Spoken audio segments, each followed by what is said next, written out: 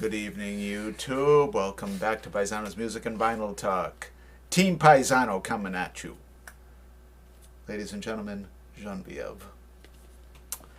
Tonight, we're going to take a trip back to mid-August 1969 in the legendary music festival known as Woodstock. Now, this was the day of the festival. I mean, there had been some before that, but once this happened, everyone thought they were going to put on the next Woodstock, and it never matched the spontaneity, the unexpected crowd that came upon little Max Yasgur's farm during mid-August of 1969. He was a farmer, Max Yasgur, and after months and months and months and months of scouting for a home for this festival, Max Yasgur, I don't know how much they paid him, but the promoters must have given him a decent chunk of change for the time to use his farm because it got trashed. Absolutely trashed. But he actually spoke at the festival and was, very positive.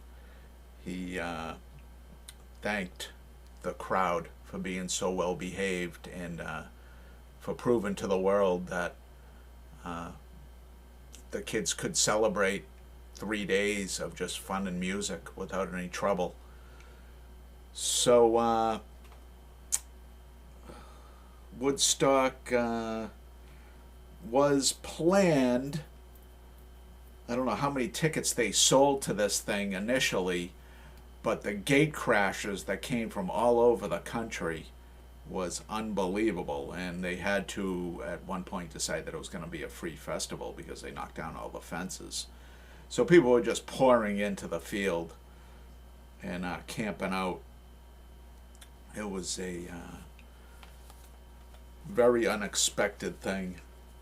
You see some shots here. Naked hippies bathing. Great. And I can tell that Santana is on stage when this picture was taken. That's about 450,000 people. Very, very impressive.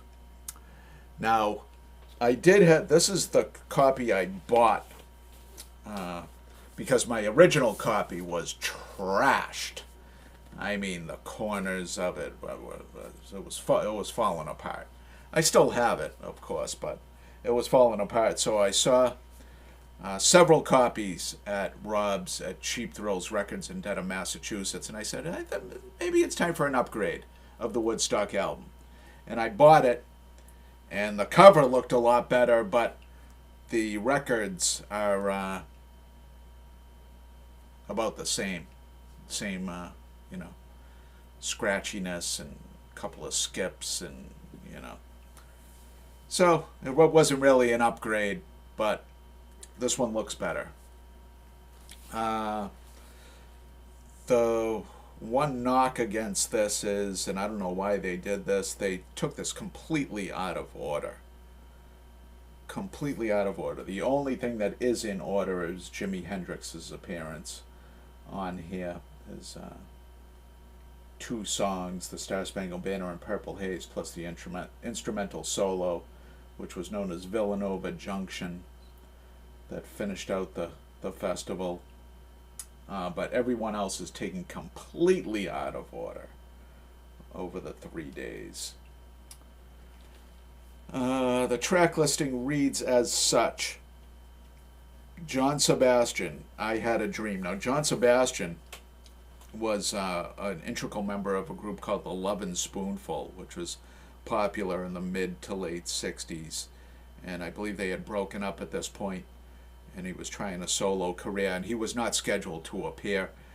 But they had a lot of trouble getting performers there because of the traffic, that they threw him on stage. And he has a couple of songs on here that are really really don't add much to this except for to capture a hippie vibe. You know, he has two songs on here. One of them starts off the whole shebang called "I Had a Dream," and it's sounds like it's made up on the spot. It's real drips of just hippiedom. Followed by Canned Heat's "Going Up the Country." Now, Canned Heat didn't appear till Saturday night. Midway through the festival, then you had some stage announcements. Then Richie Havens performing "Freedom." Now, this was the last song of Richie Havens' set, and Richie Havens had the biggest time slot out of everybody, and it was because he had to waste time while they got performers there. It's my dishwasher draining. They were having a lot of trouble getting performers there, so Richie Havens played for a couple of hours, and he made up this song on the spot called "Freedom." Follow that by Country Joe and the Fish. Now, Country Joe appeared a couple times during the festival, not anywhere near the beginning. Arlo Guthrie's coming into Los Angeles. Sha Na Na doing "At the Hop." Now, Sha Na Na appeared on Monday morning, nowhere near the beginning of the festival. They played right before Jimi Hendrix did. Sha Na Na was a 50s kind of doo-wop group that still lingered into the 60s and enjoyed some success during the 70s. Side 2, Country Joe and the Fish. I feel like I'm fixing a dye rag. Country Joe was the Vietnam War was raging at this point, and he was made up a couple of songs that really denounced the American involvement. It was followed by Joan Baez featuring Jerry Shirtleff, Drugstore Truck Driving Man, and Joe Hill, and stage announcements. Followed by Crosby, Stills, and Nash doing a couple songs. And side 3 opens up with Crosby, Stills, Nash, and Young doing "Wooden Ships." Followed by The Who's "We're Not Gonna Take It." Now, The Who performed "Tommy" in its entirety at the festival, and they took this totally out of context. "We're Not Gonna Take It." Totally out of context. More stage announcements, followed by Joe Cocker performing with a little help from my friends. Then rainstorm, crowd sounds, announcements, and general hysteria is what it says here. Side 4, the crowd rain chant, followed by Santana and Soul Sacrifice, which was their final song. Santana, I told this story when I reviewed Santana's triple album, Viva Santana, earlier in the channel. If you haven't seen it, please go back and check it out. And Soul Sacrifice. Santana was there as a favor to Bill Graham. They needed Bill Graham, who was a very well-established West Coast promoter and East Coast. He had a hand in opening the Fillmore East, and he owned the Fillmore West in San Francisco. And they needed his help promoting this. And he said, well, I got this band out of San Francisco named Santana, and I'll help you, but you got to fit these guys in somewhere. And they got like a 45-minute slot, and they knocked it out of the park. Killer set by Santana. More stage announcements, followed by 10 Years After, I'm Going Home. One of the highlights of the festival. Side 5, Jefferson Airplanes, Volunteers. And then Max Yasgur, whose farm they were on, speaks to the crowd. And Sly and the Family Stone with a medley, Dance to the Music, Music Lover, and I Want to Take You Higher, another highlight of the festival. Sly Stone died recently. I'm surprised he lived that long. I kind of had him pegged for dead a long time ago. But he was a highly influential artist. Another John Sebastian, Rainbow All Over Your Blues, totally unnecessary. Side 6, the Butterfield Blues Band, who was kind of past their heyday at this point, doing Love March, which is kind of like pretty much done just to... I've never heard the song anywhere else. It's 7 minutes and 45 seconds of pretty much unnecessariness, trying to get the crowd involved, and finishes with Jimi Hendrix doing the Star Spangled Banner, Purple Haze, and the instrumental solo. Now, this is the soundtrack to the film, and there were a lot of artists that didn't appear for whatever contractual reasons, or they were unhappy with their performances, like Janis Joplin, Creedence Clearwater Revival, The Grateful Dead, just to name a few. Johnny Winter, you know, they, for whatever reason, they didn't appear in the movie or on the soundtrack. So this is, you know, it's a little snapshot into what went on that weekend, but nowhere near a complete, you know, complete view of the awesomeness that was Woodstock.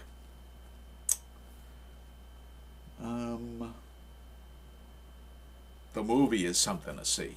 The movie is really, really amazing. Great documentary. Won all kinds of awards as a film. All right, Genevieve, please just keep it down. Keep it down. Wow. Loud, this one. Obnoxious. I know Genevieve wants to thank you guys for tuning in. Let's talk about subscriptions, shall we? If you're new to the channel, welcome. We talk about rock and roll. Talk about rock and roll here. Well said, Genevieve. Thank you. And if you've been louder next time. And if you've been watching for some time and not yet subscribed, please do. Doesn't cost anything, and you don't want this one coming after you. Let me tell you, she is ferocious. The rage will start. The rage. I mean, come on. I even cower in fear when the rage starts. You don't want her coming out. She's a rough customer. Let me tell you, rough you up. All right, tune in tomorrow night. Had a little shake-a-rooney. Genevieve will stick her hand in and my foot in. Yep, stick the foot in. Yep, grab it with a couple of toes. Hand it over to Paisano, or foot it over to Paisano, however you want to do it. And we'll draw another album for review. We are going to be... should we do it remote? What do you mean? Should we do it from vacation? If you want, yeah. Yeah, maybe to bring the camera. Yeah, maybe we'll take the camera. Maybe we'll do it on vacation. We'll see. We'll see what happens. We may take the week off. Who knows? That's the beauty of the channel. We do whatever we want. All right. Until tomorrow night, YouTube. Thank you and good night. Toodaloo.